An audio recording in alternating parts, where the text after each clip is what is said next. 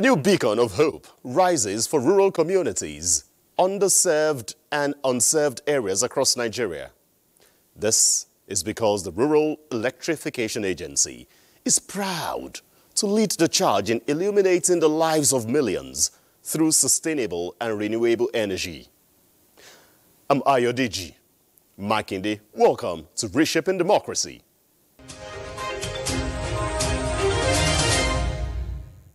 Now, talking about the transformative power of energy access, we're getting there, as for too long, rural communities have been left in the dark, deprived of the opportunities and possibilities that electricity brings. The Managing Director, Rural Electrification Agency, Abba Abubakar Aliyu, is on Reshaping Democracy to give answers to citizens and their questions on renewed hope activities in the sector. Honorable MD, Rural Electrification Agency, I have two questions for you. One question is that considering the fact that this agency is a very important agency that touches the lives of rural dwellers. But here in Zamfara State, I can tell you that there's no anyone that maybe will tell you that he's even aware of the existence of this agency. But now, to God be the glory that now you are live hearing us. What effort are you going to make sure that this issue of provision of electricity to the rural areas will now come to life? Thank you very much. First of all, I would like to acknowledge the fact that this is a very good opportunity for not only the citizens but for REA to provide feedback in terms of what are the things and the project that we are implementing, and at the same time also let Nigerians know of the work, planned work that the government of President Bola Ahmed Tinubu is working towards. To answer the question from Zamfara State, it's on record. There's no single state in the country where REA does not have a project. Most of our projects revolve around either we are doing grid extension, extending the current grid, most especially at the distribution level, to communities and providing them with transformer to serve that community, or in a situation whereby such community is totally not within the reach of the grid, we provide generation capacity within that community through distributed renewable energy, provide the generation, build the distribution network, meter the community, and provide them with sustainable solar electricity supply in the communities.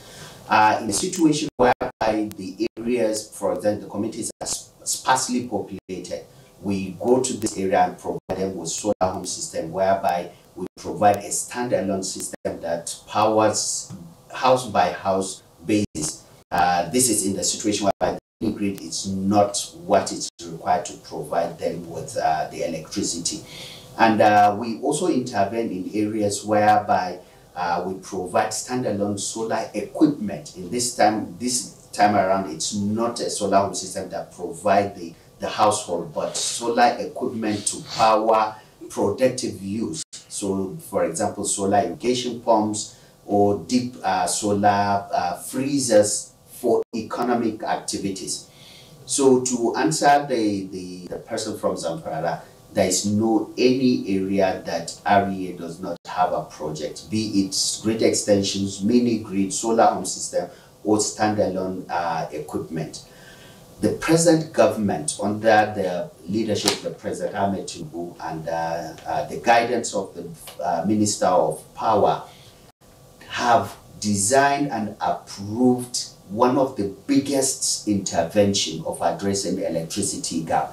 And that project is called the Distributed Access Through Renewable Energy Scale-Up, which is the biggest public sector funded project in the entire world. A $750 million project, and it's one of the first things that the present government approved, which is the implementation will start next month. And this project, it's designed to revolve around a private sector, where the private sector will come and get grant and subsidy for the federal government and also bring in their own funding. It is expected that the 750 will crystallize a private sector funding of 1.1 billion. So imagine 1.850 billion targeted to address this electricity gap. We have a plan to address, to provide 17.5 million Nigerians with access to electricity. How do you intend to collaborate with both the state and local government council to ensure the successful implementation of rural electrification project? The new Electricity Act, right, that has been created, that has been signed, also kudos to the present government, has made it even compulsory for the federal agencies to collaborate with state in this implementation of whatever intervention we are doing. So what we are now working on, and this is also a tall order given to us by the Honorable Minister of Power, to develop the National Electrification Plan. And that is what we are working on. We just sought the approval of the Vice President to collaborate with National Economic Council, where all the state governments are there, to make a presentation of this plan. The plan is going to be a game changer in providing electricity access in the country. What the plan will do is to map each and every state. We are going to go to each state, take stock of the existing electrification level of that state. What are the grid extension? Where are the communities that are not electrified? Where are the communities that are underserved? How should this community best be served? Should the communities be served with the mini grids or solar home system, or should we extend the grid to provide these communities? And we're also going to map the entire communities within this state. So you will have a digital mapping whereby you can scroll and see where the served areas, unserved, are underserved. Then we are going to aggregate this entire plans of each state to have the National Electrification Plan. Why are you giving on the billing and this supply is not given? So I asked the government to supply us this answer. What is happening to people that hold the licenses and yet they are not performing? So for the communities that we provide the mini grids, the rates are cheaper than the what you have in the on-grid. And also the determination of the electricity tariff for all the areas that we are intervening is also contingent upon the complexities of that community. What is the capital requirement to build a distribution network to connect the entire community? What should be the capacity of the plant that we will deploy in that community? Is it 100 kilowatt or is it 1 megawatt? So there are a number of factors that determine what the electricity tariff to be charged in a particular community. And beyond that also, it's the fact that in these communities, the renewable energy framework infrastructure, there's always need to make a provision for capital replacement. One of the challenge with renewable, as we know, is that, for example, after 10 years, you may have to change the storage infrastructure. After 20 years, you may have to replace maybe the PV panels. And you have to, in all what we are doing to ensure sustainability of our project, we build this cost from the beginning. So in the tariff we charge, there is a cost for this replacement, so that after 20 years, the developer that is operating the mini grid can buy new panels or storage systems so that it continues to serve the community. There's also cost of the operation and maintenance, and there's some allowable profit gain that the private sector will make out of the tariff. So all these factors are factored, all these costs are factored in determining the tariff to be charged. But for sustainability, it's the most efficient and cost-effective means of providing the communities. I would like to ask, I'll come from a practical point of view. You see, in most of our rural areas that previously are on the line, they are connected, that are using power, but for reason for the possibility of maintaining infrastructure and the rest, and probably transformer or transmission line got damaged, you discover that they are often neglected because they do not have the ability to purchase new one or repair things themselves. Unlike a modern community where people put resources together and repair it themselves. Even those that do that, is it right? What is your take about all this? Because there are many communities that have been disconnected for many years on this. What is the solution in your view? Thank you, sir. So the first thing we do is to make sure that we build the project around a private sector, which means that he has a skin in the game, which means that if the mini grid is not working, he's losing money. So you can see that the private sector person will make sure that he puts in place a rapid response mechanism to address any fault. Because even if it is one house that is faulty, it means that the private sector person managing the mini grid is losing some economic value, and will be in his best interest to quickly go and deploy. That is one system that we do. The second system, which is the most sustainable, is we create what we call the reuse, Renewable Energy User Cooperative Society in all these communities, whereby these cooperative societies, we get, as a means of even creating employment opportunities, we train youth within these communities to have the technical competence of fixing these faults. So within the community, there's a cooperative that respond to addressing the fault, and at the same time ensure the sustainability of the mini grid over a period of time. MD, sir, what's the current status of rural electrification in Nigeria and the amounts allocated for rural electrification from the national budget? So, and this is the wisdom of the current government. Like I told you, just approved a World Bank facility of $750 million, because the present government knows that the challenge of addressing electricity access is not something that the government should quickly fund. Not only that, the federal government also realized that there is need for a quick and huge intervention to address that, and that is why the federal government has secured this concessionary funding from the World Bank. And so in REA, we are implementing our projects using 4 different sources of income. The first is the one through development partners, with the federal government secure from the World Bank, African Development Bank, and these are huge amount of money that we do huge projects to address it. One of which I told you is the DARE that is targeted to provide 17.5 million Nigerians with access. The second source of fund that we have is from the electricity market.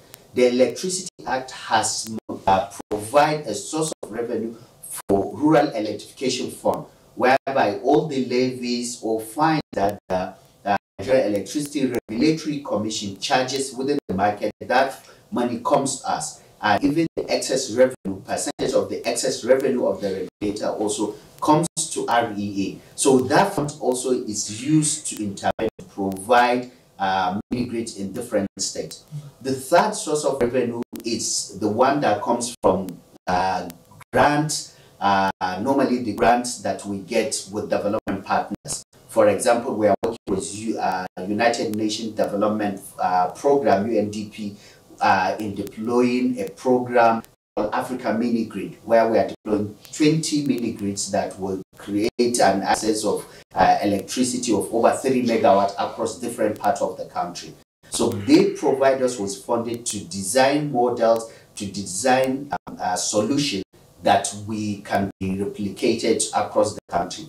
Then the last, which is the fourth source of our income funding to address the electricity challenge, is from the budgetary allocation, which comes yearly out from the National Assembly. I would really like to know why the problem is persistent, because in those days when we were in the villages, we were having light. They were targeting time from 6 maybe to 12 midnight. We'll be having steady power supply using the rural electrification boards. But now it's not happening. What really is the target of the federal government, and what exactly is the problem that now people in the rural areas are not having it?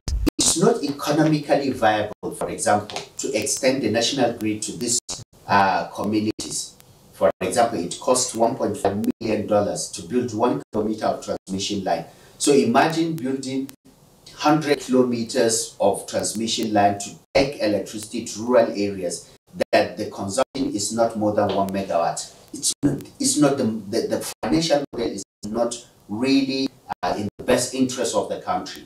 So that is why relying on distributed renewable energy is now the most strategic way to address that challenge, whereby we go to this community, we build the generation plant using the solar home system, we build distribution network and power the entire communities. So that is why we are relying on this. Then the second, why it is strategic to rely on the renewable as the way and the future to address the electricity access is also because we have the abundance of the renewable energy. We have high level of solar irradiation in the country, especially in the far north.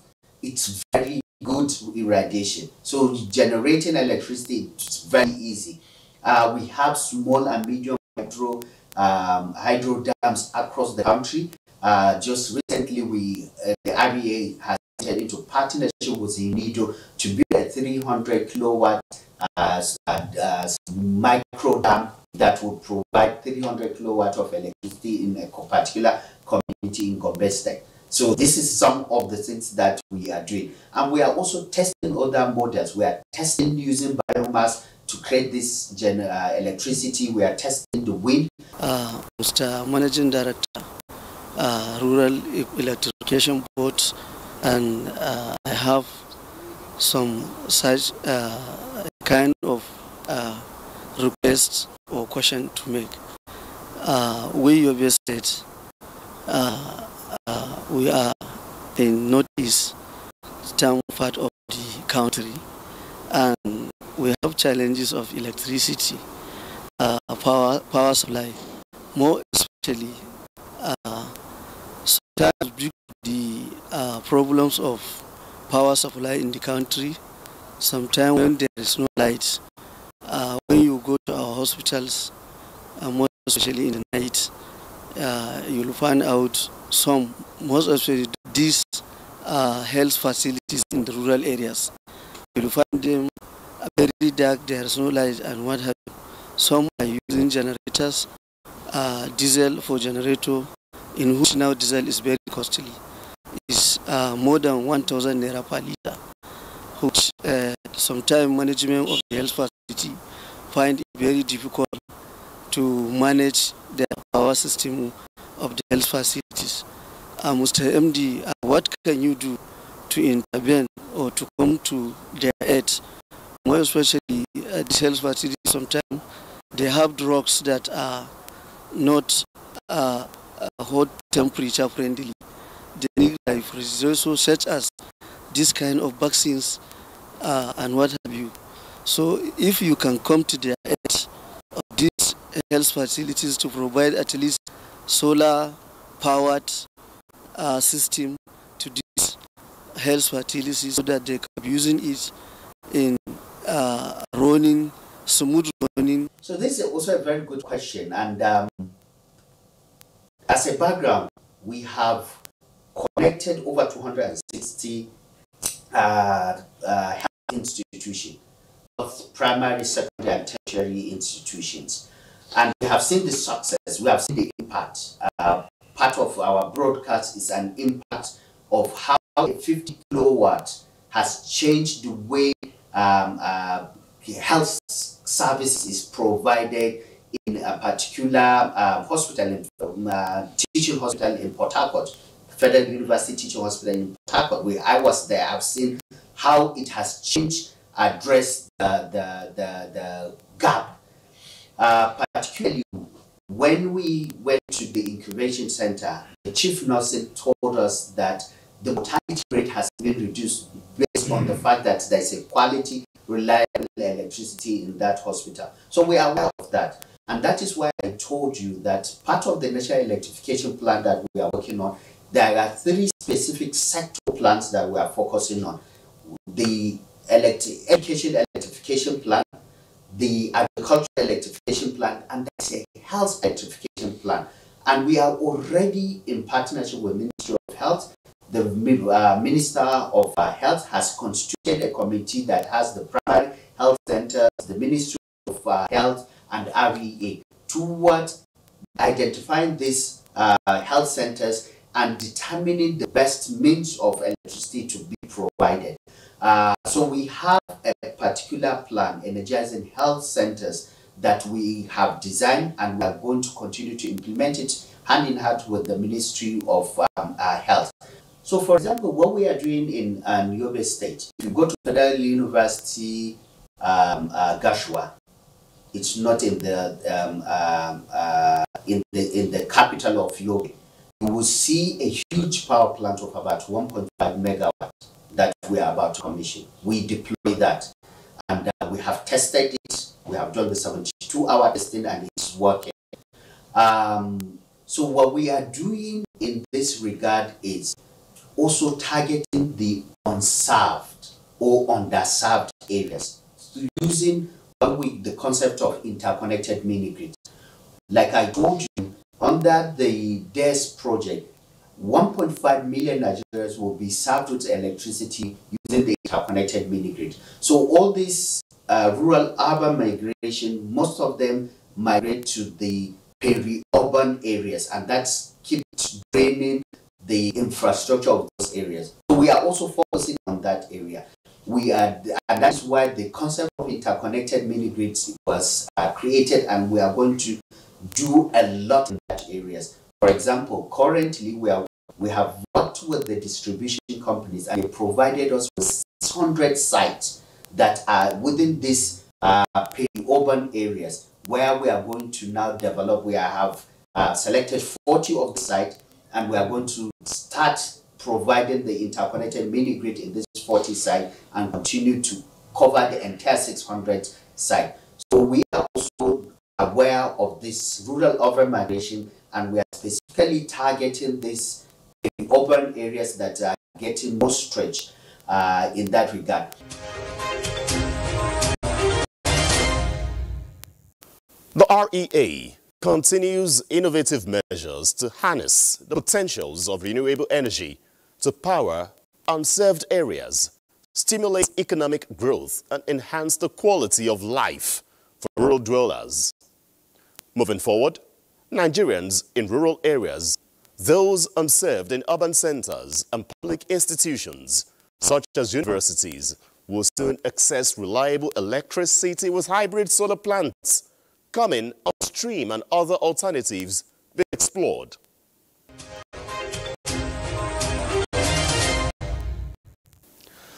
That's Reshaping Democracy. I'm Ayodeji Makinde. We'll be back same time, same station next week.